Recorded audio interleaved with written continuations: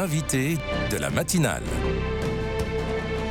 KTO Radio. C'est un renouveau qui étonne à plus d'un égard, celui de l'augmentation impressionnante des séjours et des retraites spirituelles dans les monastères et autres abbayes en France. Chiffre à l'appui de 2000 réservations par mois sur le site Retreat, plateforme en ligne de réservation de retraites spirituelles. On est passé en 2024 à 8000 réservations par mois. Qui sont ces retraitants? Quelles sont leurs démarches et surtout, qu'est-ce que cela apporte aux communautés monastiques? On en parle ce matin avec frère Jérôme. Bonjour. Bonjour. Vous êtes moine cistercien à l'abbaye Notre-Dame d'Aiguebelle dans la région de Montélimar et vous avez constaté comme d'autres une réelle augmentation des séjours dans l'hôtellerie de l'abbaye. Depuis combien de temps est-ce le cas? Alors, donc moi je ne suis pas hôtelier depuis très longtemps puisque j'ai commencé cet été au mois d'août. Mais c'est vrai que déjà depuis le mois d'août, on voit donc une augmentation assez nette. Je dis pas de jour en jour, ce serait exagéré, mais du nombre de demandes. Quelquefois, elles s'empilent les unes au-dessus des autres, quart d'heure par quart d'heure, ce qui est assez impressionnant puisque le nombre de nos chambres est limité. Mais en tout cas, pour ceux qui ont plus de recul et qui m'ont transmis un peu le savoir-faire de cette charge d'hôtelier, donc m'ont dit qu'effectivement, depuis que ce service sur Internet de proposition de retraite dans les monastères, donc, qui s'appelle Retreat, nous a proposé à la fois le nombre de demandes et le profil des retraitants a considérablement changé. Alors, beaucoup augmenté, et puis des personnes généralement plus jeunes et surtout loin du milieu de l'Église, de la pratique religieuse, et quelquefois même commencent par demander si leur demande est légitime, puisqu'ils souhaitent venir chez nous en se revendiquant non-croyants. Qui est en fait une très belle chose, je trouve. Mais c'est sûr que voilà, c'est quelque chose qui change un peu dans le paysage hôtelier. On va revenir un peu sur le profil de ces retraitants. Au niveau de l'accueil à l'abbaye d'Aiguebelle, vous pouvez accueillir combien de personnes? Est-ce que vous êtes toujours plein? Alors non, on peut accueillir entre 45, maximum, vraiment 50 personnes au maximum. Ouais. Mais c'est vrai qu'on a quelques pics, c'est encore par vague. C'est-à-dire qu'il y a des moments où vraiment l'hôtellerie est comble, et puis des moments de creux où on peut retomber à 3-4 personnes, bon, ce qui est quand même pas très fréquent. Mais c'est sûr qu'avec l'augmentation des demandes, on se pose même la question de recevoir au moins peut-être les prêtres plus dans la partie de la communauté pour libérer davantage d'espace pour des retraitants plus classiques, entre guillemets. Le nombre de demandes tend à augmenter. Et est-ce qu'il existe une saisonnalité des réservations? Vous parlez de pics à certains moments. Alors je sais pas, enfin il y a certainement que les vacances évidemment sont propices, les temps forts aussi du calendrier liturgique chrétien, les fêtes de Noël, les fêtes de Pâques évidemment. Après les grands week-ends aussi, hein, autour, comme on voit pour la Pentecôte, l'Ascension, mais après il y a aussi beaucoup de demandes qui sont, ça c'est étonnant et c'est pas simple à gérer, des demandes un peu d'urgence où là on sent qu'il faut absolument que c'est un peu comme, enfin c'est exagéré, question de vie ou de mort, mais viennent demain, il faut que je vienne après-demain. Elle sent que la coupure est absolument nécessaire. On a pas mal de demandes aussi de dernier moment de ce type-là. En dehors de ces périodes dont je vous ai parlé, j'ai pas remarqué plus que ça. D'accord. Et quel est vous parliez du profil des retraitants, est-ce que vous pouvez nous en dire un peu plus, rentrer un peu plus dans le détail de ces personnes qui viennent à l'abbaye d'Aiguebelle? Alors on a quand même en fond de sauce pour disons les groupes habituels qui ont l'habitude de venir. Alors soit des groupes d'étudiants qui viennent avec leur école, donc dans des écoles catholiques, ça c'est des belles rencontres. On a des scouts, on a ensuite des retraites de diocèse, de prêtres, de diacres. Ensuite, d'autres groupes catholiques constitués. Ensuite, on a les retraitants individuels habituels qui sont dans une pratique religieuse courante, qui ont l'habitude de prendre des plans de retraite réguliers et qui connaissent souvent d'ailleurs le monastère depuis très longtemps. Et ensuite, alors c'est cette partie-là qui est plus nouvelle, donc ces personnes qui n'ont pas de pratique religieuse, mais qui sentent un besoin spirituel ou un besoin de rupture, de prise de distance, de se retrouver eux-mêmes dans le silence et dans un lieu porteur. Et peut-être qu'aujourd'hui, je ne sais pas, enfin, je pense que ça tend à représenter une moitié Ah, tout de des même. personnes qui viennent nous fréquenter, je pense, oui, je pense, oui. Et qu'est-ce qu'apportent ces temps de retrait à ces personnes qui sont plus habituées au rythme trépidant du quotidien? Qu'est-ce qu'ils viennent chercher? Généralement, c'est difficile parce qu'eux-mêmes, des fois, sont un peu dépassés. Ils se rendent compte Mmh. qu'ils arrivent là et un peu dépassés eux-mêmes par ce qui leur arrive d'une certaine façon. Ils voudraient, je pense, pouvoir, comprendre un peu ce qu'ils ont vécu, ce qu'ils vivent, vers quoi s'orienter, comment peut-être réorienter leur vie, leur donner plus de sens, répondre aussi à des questions. Et c'est vrai que c'est souvent l'occasion, donc ces personnes sont dans le questionnement et donc sollicitent assez volontiers un entretien. Alors pas toujours, quelquefois c'est le 1er retraite, il y a quand même, un phénomène donc ils sont trop impressionnés pour solliciter un rendez-vous avec un homme d'église. Comme ils disent souvent: «J'ai jamais parlé à un homme d'église», donc ils sont souvent un peu impressionnés au tout début de la rencontre.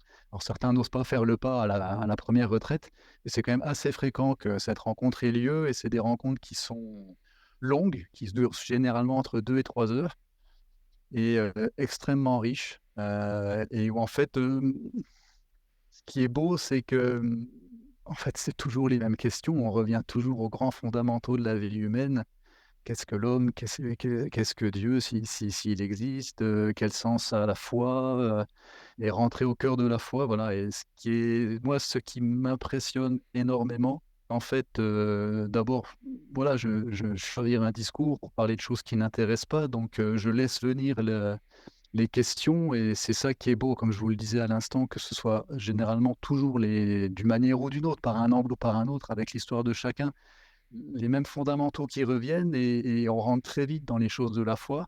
Et là où moi je suis, vraiment, stupéfait, hein, et très impressionné, c'est que quand je leur parle de ma foi, du sens de l'Église qui aujourd'hui quand même heurte. Pourquoi tous ces hommes qui représentent quelque chose de Dieu, c'est quelque chose de gênant, le mystère de l'Eucharistie qui est extrêmement profond, le mystère de l'amour jusqu'à la croix. Quand je rentre dans ces choses de notre foi, ces personnes me disent qu'elles y adhèrent, qu'elles y correspondent et c'est ça qui, voilà, qui me laisse vraiment pantois par il m'a fallu moi qui ai toujours été dans cette pratique religieuse, des années pour rentrer dans ce monde, et trouver une résonance qui est pas du tout, qui est pas c'est pas de bluff.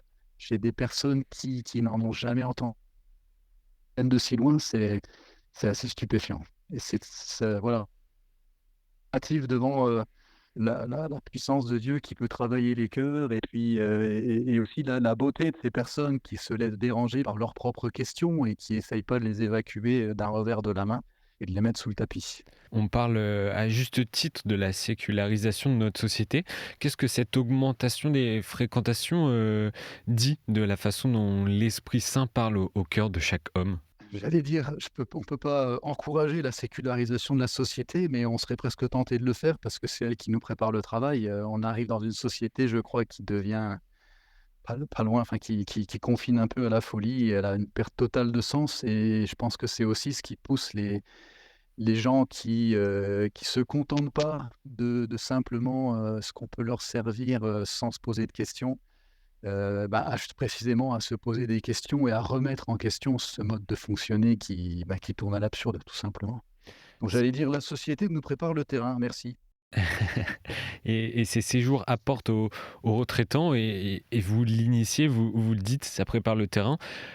J'imagine que ça vous apporte aussi et je vous pose la question, qu'est-ce que cette augmentation des retraites apporte à l'abbaye d'Aiguebelle?